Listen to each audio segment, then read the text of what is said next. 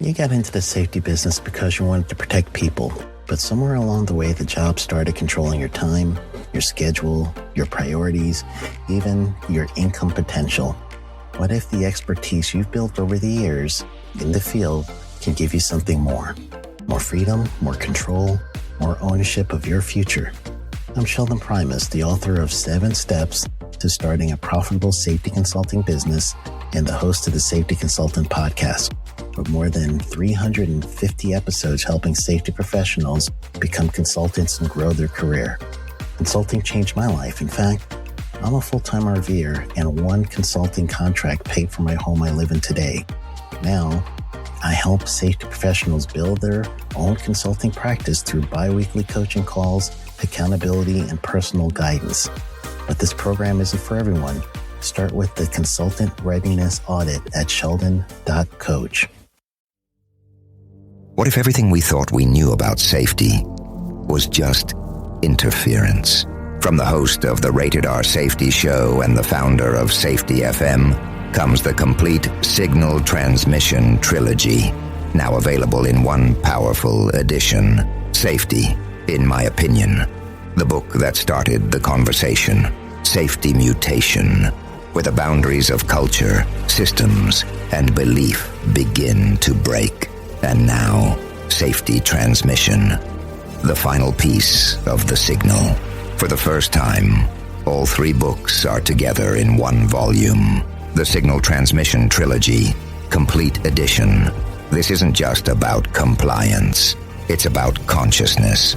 It's about decoding the way we think, lead, and live, inside and outside the system. Whether you've been following the signal since the beginning or you're just now tuning in, this is the version to own. Search Signal Trilogy on Amazon or visit safetyfm.com to get your copy now.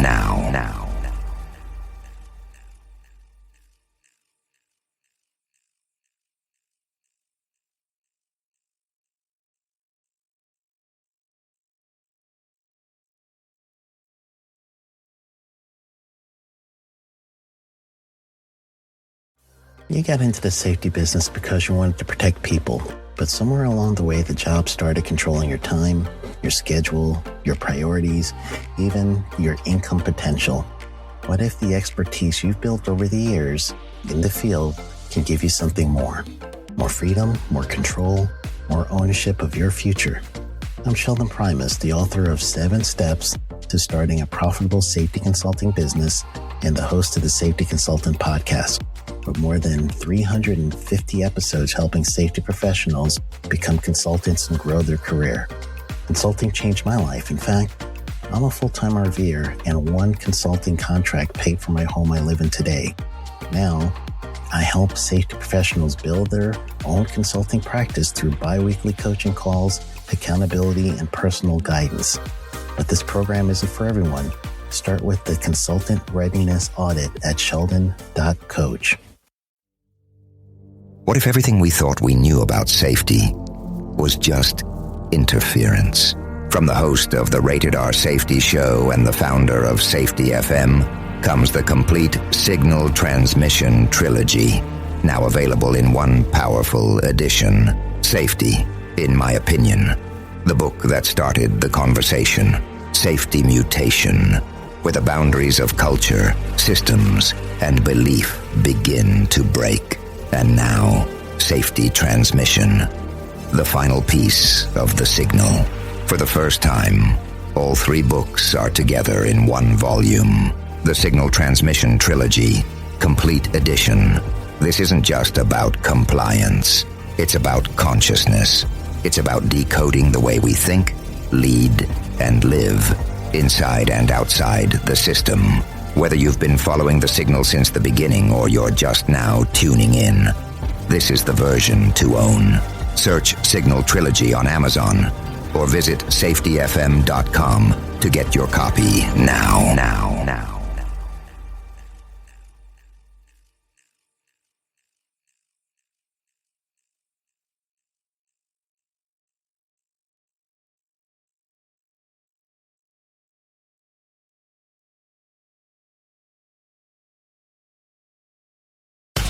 Let's Start using cutting-edge warp speed 5G technology with your cell phone. Let me tell you about my friends at mobilemobile.io. They have an ultra-fast 4G LTE and 5G network that covers 99% of Americans.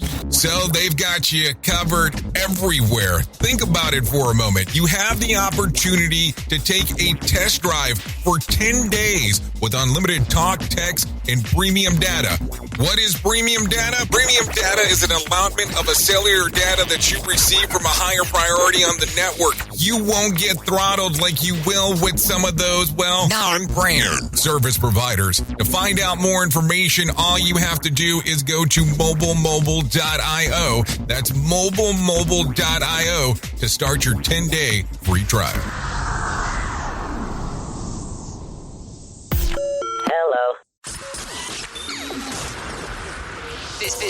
This show is brought to you by Safety FM. The Jay Allen Show is streaming now on safetyfm.live.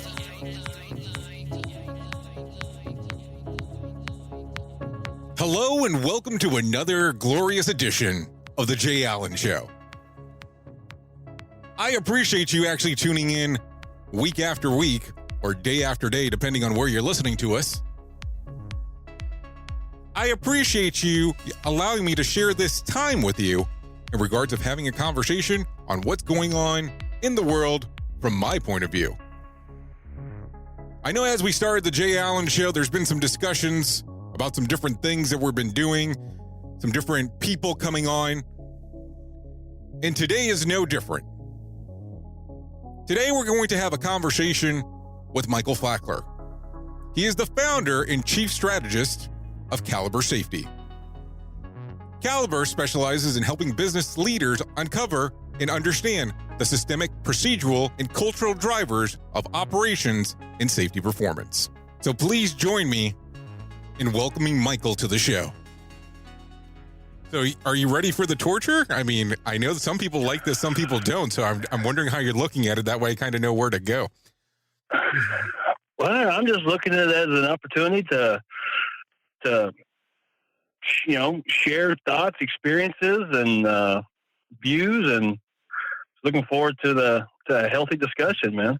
Well, I have to tell you I'm looking forward to it. Well, what's happened was that, of course, when I saw your stuff on LinkedIn and the provocative questions that you've been asking to people to make them actually question things, I've kind of really enjoyed it. So I was like, I kept on looking at it and I was like, well, you're putting it out there for a reason. So what is the driving force behind you asking these questions that are really driving people to give you a lot of answers, and you're getting, I'm going to say you get a lot of debate on your threads, but you're not even necessarily actually addressing everybody, which I find even more interesting. So what got you kind of started with doing it? My whole career, I think I've always tried to, I think of myself as a lifelong learner, and I'm constantly trying to read and learn new things in life. I don't have all the answers. I think you're a fool if you think you got it all figured out. So I like asking questions. I like the debate, and I just think it's healthy sometimes to kind of like poke and prod a little bit sometimes to get people to think more critically about issues related to protecting people from getting hurt at work. So when you started doing this in regards to your questions and kind of asking what you've been asking to drive people forward and giving them method and then poke and prod, as you're saying, what were your learning experiences? What got you into the safety world? Why did you decide to go down this path? Well, I remember, I was it was the ASSP conference. It was ASSC at the time.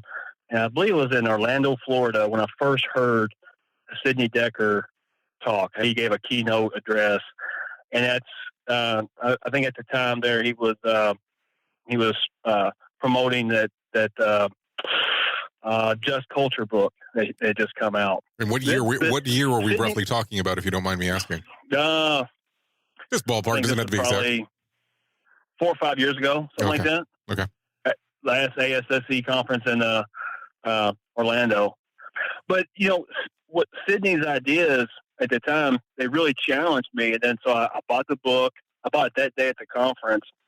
And it ignited me as a safety and health professional to say, okay, I've had these views that I held before. Now here's somebody else who's come along and he's challenging people to be more than what they are, as far as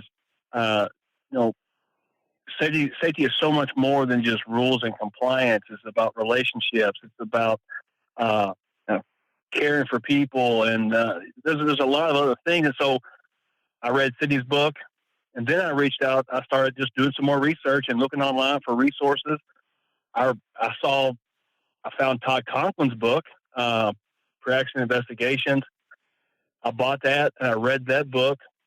And then just out of the blue, I reached out to Todd I found his email address somewhere. I don't know how I found it, but I reached out to him via email and said, "Hey, Todd, where can I learn some more? Is there workshops? Is there a seminar? Where can I go to learn more about this new perspective everybody's talking about?" And Todd invited me to a seminar that he was given at a GE facility in Lexington, Kentucky, and I was his guest, and I was able to spend 3 days with Todd as he took his team through this journey of this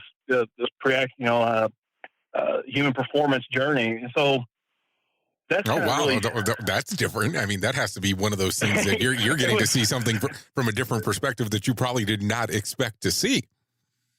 Yeah, exactly. It was very intimate. I mean, I think there was probably 15 people in the room, and so it was at a very pivotal point in my career. Getting to see Todd, interact with the people. It was a seminal moment in my career, and so that's where I really tried to from that day on kind of learn as much as I could about these things that before I was previously unaware of, and so. Started reading Eric Holleneggel's books, reading books by David Woods, Jens Rasmussen, but even stuff, Dan Ariely, we talked about, his Predictably Irrational book was a big influence on my thinking. And so, where I'm from as a safety and health professional, I deal with people every day who have no clue what it is I'm talking about when you talk about safety differently, new view, human performance. And so it's kind of been my personal challenge to myself is to help every professional that I meet try to think more critically about what it is that they're doing, while also keeping a critical eye towards try not to. I guess you're trying to keep yourself honest, I guess, in a way, and also not getting married to these thought process, especially as we learn more and as our thought processes adapt and as we begin, our thought processes are more mature and complex. New information is going to challenge our thinking. And so with that post, it was just kind of like, hey, is what it is this new perspective? Where is the concrete evidence that it works? And even since that post, my thinking on that has changed. Because, if you think about the intersection between safety performance and operational performance, I think the two are intrinsically linked. And when you think of some of the people who are some of the thought leaders in the business space, like John Maxwell, for example, not everything John Maxwell espouses or talks about is scientifically proven. You feel me? But it works because he has, he may have anecdotal evidence. So he's got, 40 years and so I guess my challenge was both to myself to think critically about what I'm doing, but also to people who believe, as I am inclined to believe, that this new approach works, to, hey, let's share stories. Let's help bring trust and credibility to this, I guess, movement. I don't know what you want to call it, but let's help other people see how this can benefit them. This is The Jay Allen Show. Have you learned about human and organizational performance and you wanted more? Well, now is your chance. Fisher Improvement Technologies is conducting an advanced HOP practitioner workshop. Now is your opportunity to learn these advanced HOP techniques in this 2-day workshop that is designed to give leaders the ability to understand and manage integrations of advanced error reduction in organizations, also known as ERROR. Participants are provided with multiple experiential learning opportunities to ensure they can use the information in their day-to-day interactions. For more information, go to arrowhp.com. That is AEROHP.com and click on the link that says Open Enrollment.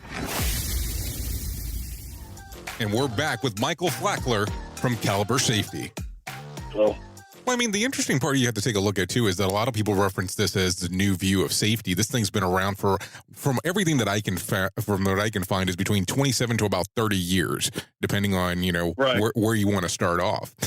So I don't know. I don't know if I look at it as a new view. I might say that it's kind of one of those concepts that it's interesting, but I look for a holistic approach.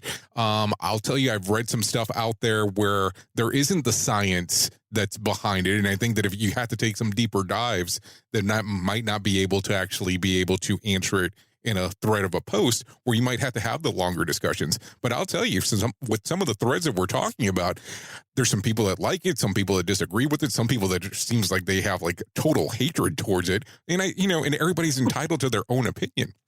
But I want to jump back before we get into the thread too much. So when you start off looking at all this safety differently stuff, so you did the thing at the ASSE, ASSP, depending on, the titling at the time, you do the research, all of a sudden you get the invite from Todd, you're doing this from this intimate setting, you leave the conference or the workshop that they're having at GE, what's the culture shock for you then? What occurs mentally for you? You leave there. Is there a switch that goes off, or does this make you start hungering for more information? What happens next? Well, yeah, I mean, definitely it left me with a hunger to learn some more. But I can remember as my time early on in my career as a safety professional, being one of these people that thought, hey, this logically makes sense from a compliance standpoint. You have to do this. Why aren't these people doing what it is I'm asking them to do? And I just remember early on being challenged because, I had come out of I'd worked for Kentucky OSHA for 2.5 years. And I was very much one of those people who was very, who thought that, hey, if it makes sense logically and that this will protect you and this is a rule, you should do this. And perhaps early on in my career discounted the importance of relationships. And I also look at, just it didn't make sense to me, basing your performance, basing how safe a company is by how many people you injure. I mean, no other area of business, keeps score that way. And so I just knew that there was a huge opportunity,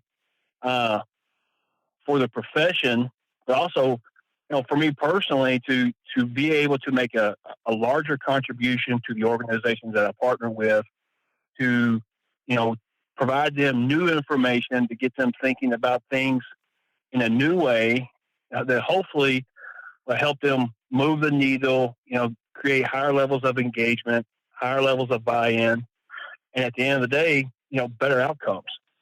So let's jump around a little bit, if you don't mind. So you're working for OSHA. You decide to go into the private sector.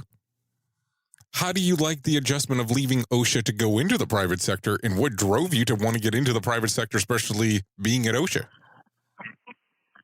Well, for me, it was largely a financial decision. Kentucky OSHA was a state plan state, and so our salary scale wasn't comparable to that at the federal level. So, I mean, initially it was a financial decision to make the jump. But then once I got into management, there was a lot of things that I enjoyed about, that was drawing me to safety and has allowed me to, have some of the success that I have. And one of that was, just being around people and being, and I started off in construction. It was, being outside and being able to talk with people and to build relationships across the organization, but also solve challenges. And, I saw firsthand how sometimes safety professionals limit their ability to influence people within their organization because their focus is so narrow. And that, it's compliance, it's OSHA, and it's not taking the time to invest in those relationships and to help people understand the challenges that they're facing, and them as a professional understand the challenges that the worker faces, and don't come across with rules telling people what they can't do, but want to help people understand what they can do to get work done, but also get work done safely. So how does it start for you? How did you all of a sudden get into OSHA? Because I can find information about you, but I can't find what drove you to it. Was there something in the personal life? I mean, not a lot of people start off there, so you know that I'm intrigued. Yeah, well, I love sharing this story because it's, and I love hearing how different people come to find themselves in safety. So I grew up in a small town right outside of Louisville, Kentucky. It's called Shepherdsville, Kentucky. And I graduated high school in 1997. Now, neither one of my parents graduated. My dad never graduated high school, and neither one of my parents went to college. So we were working class folks from small town America. I was an average student in high school. I didn't set the world on fire. And when I decided I wanted to go to college, I applied to one school. And I never visited that school before that. So the very first day I arrived on campus was the very first day I'd set foot on that campus. And it was Eastern Kentucky University where I went to school at. Mm-hmm. I did the typical, initially I wanted to be a police officer. And EKU has a big police administration program. So I took a couple of police administration courses, figured out that wasn't for me. I was drawn to politics, so I started taking political science courses. But I was a young, impressionable 18, 19-year-old kid, and after 2 years, EKU said, thanks, but no thanks. They put me on academic probation, and I just never went back. And I came home, talked to my parents, talked to my father, and that's when I got a job in construction, working construction as a career. And I did that for a better part of 3 years. And early on, when I remember I was at a McAlpin Lock and Dam project in New Albany. It's on the Ohio River in Louisville. Actually, it's important in Louisville. And we were working 15, 16-hour days. And I remember telling myself that this was not the plan I had for myself. And I decided then to go back to school. And I was working full-time and going to school full-time. And I went back to University of Louisville and got my bachelor's degree.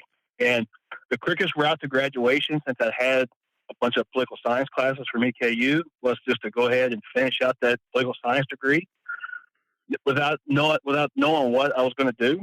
And I graduated, and then I just started applying for jobs. And one of the jobs that I applied for was Kentucky OSHA, and they liked the fact that I had a lot of construction experience. Well, not a lot. I had 3 years, but they didn't have anybody in their office with a construction focus or any kind of construction background. And so they say, we can teach you the safety, but construction. And that's what kind of kicked it off. And so my introduction to safety was my first job with Kentucky OSHA. And so the interesting part there is that they're teaching you safety, you have construction, and of course the political science degree has to play a factor into the whole thing too, I would imagine.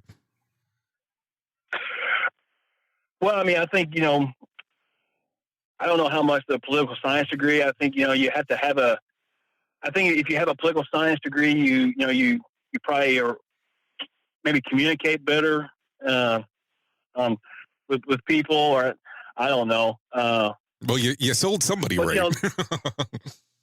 Yeah, but it wasn't a technical degree. It was more, it was a social science degree, but it was the degree nonetheless. But I think that ability to communicate, whether it's through email or through a letter or even face to face, those skills you develop, in those political science classes and those debate classes definitely help.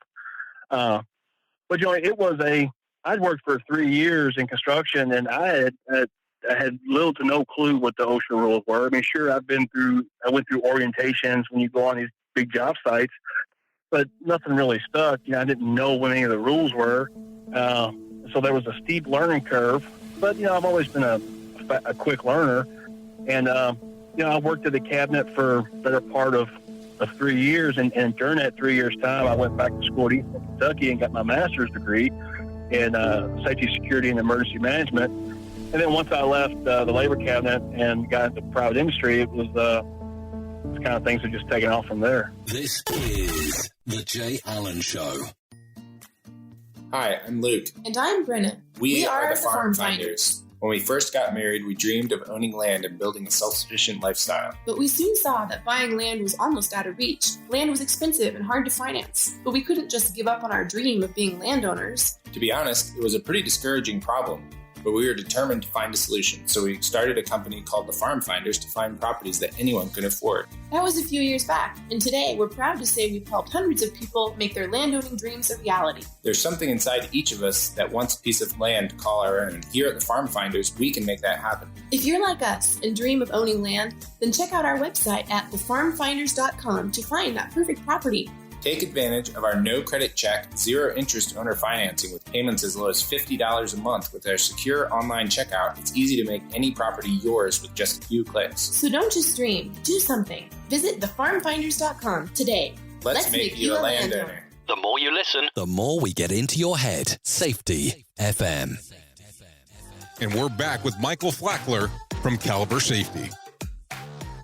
So let me ask a question. As you go back to Eastern Kentucky University and you had been on academic probation previously, how did that interaction go when you get back? Well, personally, it's rewarding. Because that was, flunking out of school for lack of a better term. Hey, I wasn't gonna word it like that. I wasn't gonna word it like that. You did. Yeah, so that wasn't the plan. So, to me, it was personally rewarding. And I was a much better student. I think I graduated high school with a 2.2 GPA. And then when I finished my master's degree, I got like a 3.8. I finished my bachelor's with a 3.5. So I had my head on straight. I had been, kicked around a little bit by life, but, I knew that, educating myself, was the key to opportunity.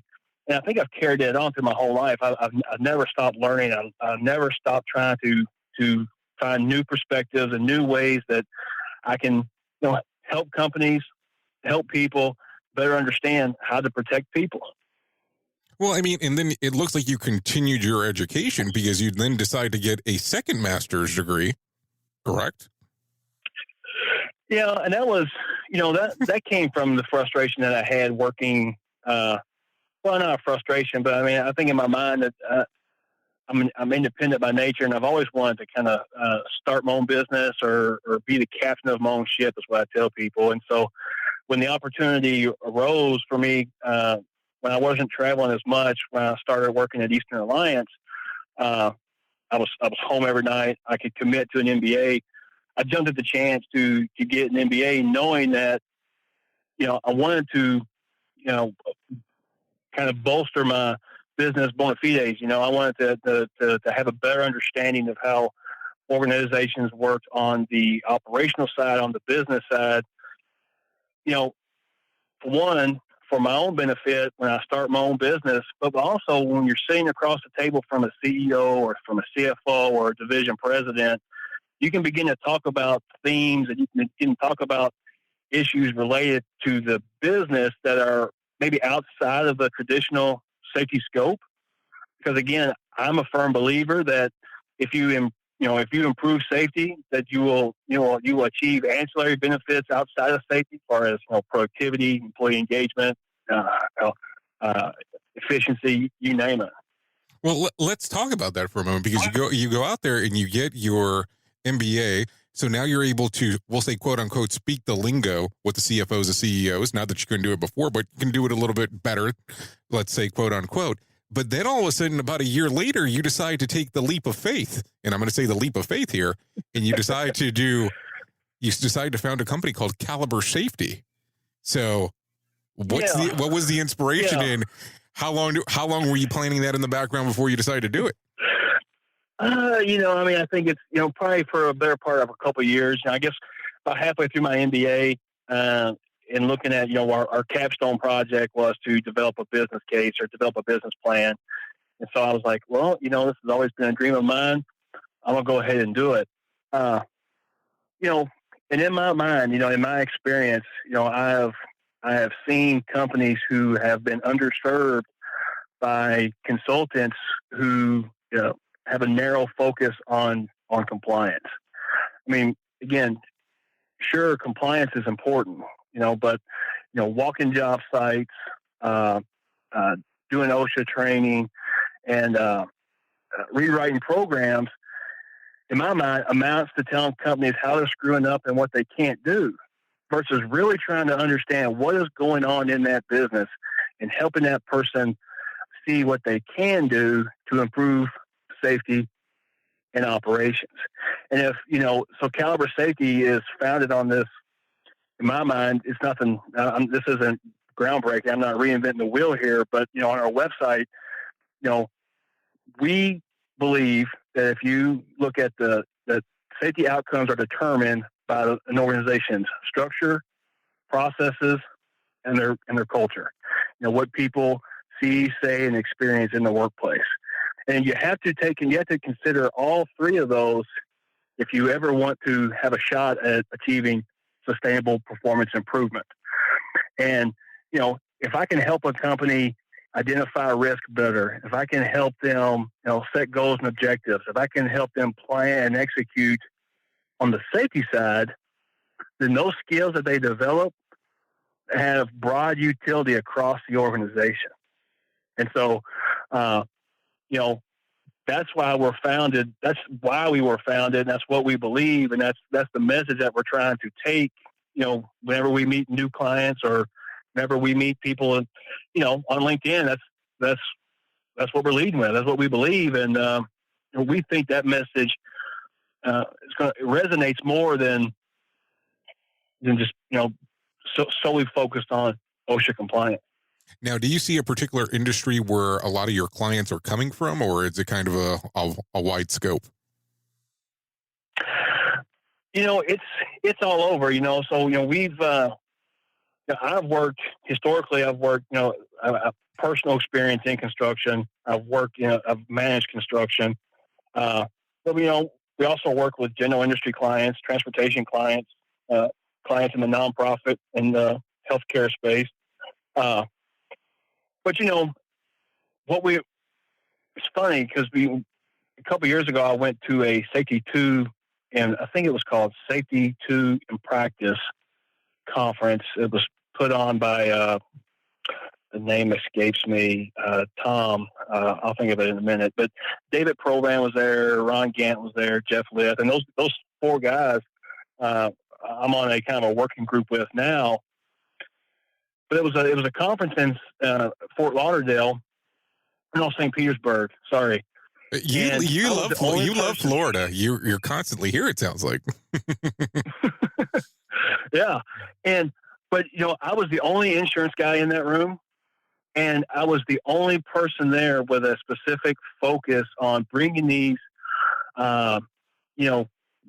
new view ideas. I hate that term, new view, but bringing these new ideas to companies that they're not oil and gas, they're not hospitals, they're not nuclear power generation facilities. These are a manufacturing facility with 400 employees in the middle of nowhere. These are construction companies with 200 employees who self-perform concrete. And that's been my kind of my challenge and my focus is how can I bring some of these ideas that are to companies that are struggling with resources, that are struggling with every business struggles with time, money, and resources, but especially those small to medium-sized businesses. how can I bring that message to them? Because that's who need it the most. If you look at, fatalities occur on a higher rate with those small to medium-sized employers. And that's kind of, we're trying to focus our efforts toward that market. So currently, are you doing work outside of Kentucky as well, or are you just right now just in Kentucky? Well, right now we're still very young, so we're most of our stuff is centered here inside the state of Kentucky. But I had a meeting with a customer the other day. I was like, we can go anywhere. I've worked with captive programs and on large accounts where fly out on Monday, fly back in on Friday. Phoenix, Florida, California, you name it. But hey, we're a startup, and we're trying to shake the trees around our own backyard right now. So right now, let's say, for instance, we have some potential customers that might be interested in getting some more information. Where can they go? Well, they can go to, calibersafety.com. They got a website. They can reach out to me on LinkedIn. That's probably the two best ways. Now, Michael, I have a question for you real quick. Are you planning on doing anything in the Canadian space or maybe Mexico? Because I see a lot of things come out of those two areas. Or are you in those zones right now as we speak, or no? Yeah, no, I don't think so. I mean, they got a different set of rules, and even though, when I deal with clients, I tell them, it's like, I operate like OSHA doesn't exist, but we have a passport, but that's not our focus right now. Okay. Well, Michael, I really do appreciate you taking the time on being here. Thanks, Jay. Thank you for allowing this platform to enter into your life on a daily basis or on a weekly basis, depending on where you're listening to us. Of course, like always, we're available on safetyfm.com and on safetyfm.live. We're also available on your favorite podcatcher. Remember, The Jay Allen Show is not the only show on the network. We have so many different hosts that are available to you that we would love for you to take a listen. Come to safetyfm.com for further information. This brings another episode of The Jay Allen Show to an end. We'll be back before you know it. Goodbye for now. Want more of The Jay Allen Show? Go to safetyfm.com. Wondering how you can show your love? Head over now to Facebook and drop a like. The views and opinions expressed on this podcast are those of the host and its guest and do not necessarily reflect the official policy or position of the company. Examples of analysis discussed within this podcast are only examples. They should not be utilized in the real world as the only solution available, as they are based only on very limited and dated open source information. Assumptions made within this analysis are not reflective of the position of the company. No part of this podcast may be reproduced, stored in a retrieval system, or transmitted in any form or by any means, mechanical, electronic, recording, or otherwise, without prior written permission of the creator of the podcast, Jay Allen. Wow, how things can change from one week to the next. Hey, hope everybody out there is staying healthy. I know everything is super crazy. We feel disoriented by the COVID-19 virus. It's more important than ever to stay connected and check in with your loved ones. That's why I'm so happy I've got T-Mobile. Listen, T-Mobile isn't just talking the talk. They're taking measures right now to make life easier for everyone by doing the right thing for their customers during this really critical time. For example, T-Mobile has ensured all current customers with data plans have access to unlimited smartphone data on their network for 2 months. We're all in this together. T-Mobile truly believes that. And while many T-Mobile stores are temporarily closed to help keep customers and employees healthy, they've still got you covered with any help you need. Just check out T-Mobile.com. You can see what stores are still open and how you can manage your account online. Stay safe out there. During congestion, customers using more than 50 gigs a month may notice reduced speeds prioritization, video typically at 480p, capable device required. Wow, how things can change from one week to the next. Hey, hope everybody out there is staying healthy. I know everything is super crazy. We feel disoriented by the COVID-19 virus. It's more important than ever to stay connected and check in with your loved ones. That's why I'm so happy I've got T-Mobile. Listen, T-Mobile isn't just talking the talk. They're taking measures right now to make life easier for everyone by doing the right thing for their customers during this really critical time. For example, T-Mobile has ensured all current customers with data plans have access to unlimited smartphone data on their network for 2 months. We're all in this together. T-Mobile truly believes that. And while many T-Mobile stores are temporarily closed to help keep customers and employees healthy, they've still got you covered with any help you need. Just check out T-Mobile.com. You can see what stores are still open and how you can manage your account online. Stay safe out there. During congestion, customers using more than 50 gigs a month may notice reduced speeds prioritization, video typically at 480p, capable device required. So, do you feel like you're missing out on what everyone is starting to do now, that live streaming thing, and you don't know where to start or what to do? I have the resource and the information to provide to you in regards on how you can stream onto 40 social media platforms all at one time. Yes, that's 40 social media platforms all at one time. All you'll need to do is go to safetyfm.com/1. That's safetyfm.com/1. That's ONE. So just in case, and you'll be able to start live streaming just like you're hearing people starting to do right now, up to 40 social media platforms. You got into the safety business because you wanted to protect people, but somewhere along the way, the job started controlling your time, your schedule, your priorities, even your income potential. What if the expertise you've built over the years in the field can give you something more? More freedom, more control, more ownership of your future. I'm Sheldon Primus, the author of 7 Steps to Starting a Profitable Safety Consulting Business and the host of the Safety Consultant Podcast, with more than 350 episodes helping safety professionals become consultants and grow their career. Consulting changed my life. In fact, I'm a full-time RVer, and one consulting contract paid for my home I live in today.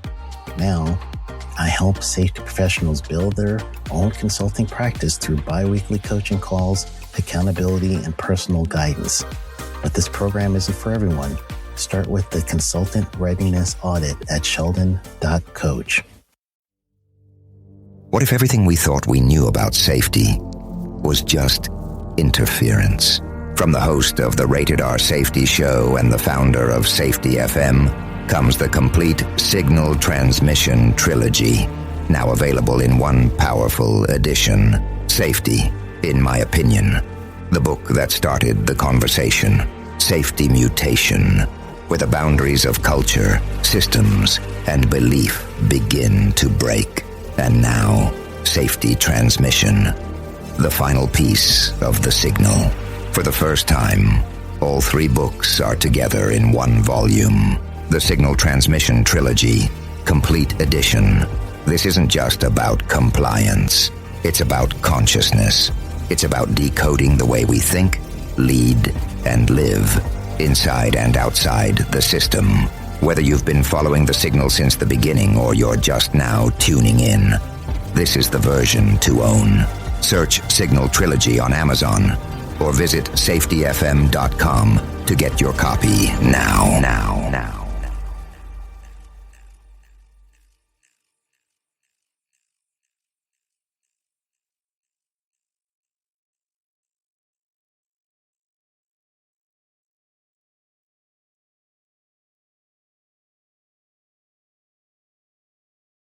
You got into the safety business because you wanted to protect people, but somewhere along the way, the job started controlling your time, your schedule, your priorities, even your income potential.